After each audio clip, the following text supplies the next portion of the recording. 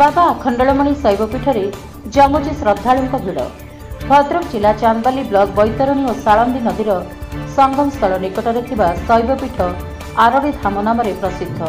आज कार्तिक मास शेष सोमवार होइथिबारु बाबा आखंडलमणि दर्शन पाई बहु संख्यार श्रद्धालु पहुंची। सेवायतों ठारू जहा खबर आज अपेक्षा पूर्णमी दिन एठारे हजार हजार भक्त मानकर भिड़ जमी थाए। स्थानीय अंचल भक्त माने डंगारे घाट पार होई एठाकु आसीथांती।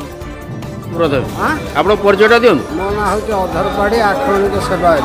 आज सोमवार रे कोन केमती पूजा चलची? पूजा सोमवार भोर 4 मंदिर खुली जाइछि। आज्ञा प्रातकालीन पूजा संपूर्ण परिसमाप्ति घटिछि।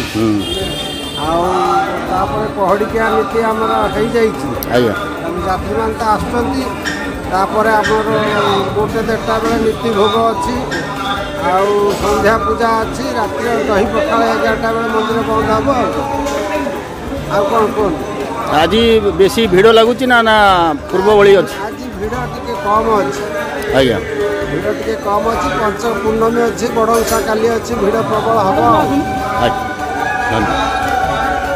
चांदबाली निरंजन साहू रिपोर्ट रिपब्लिक ओडिशा साधारण लोकंक स्वर।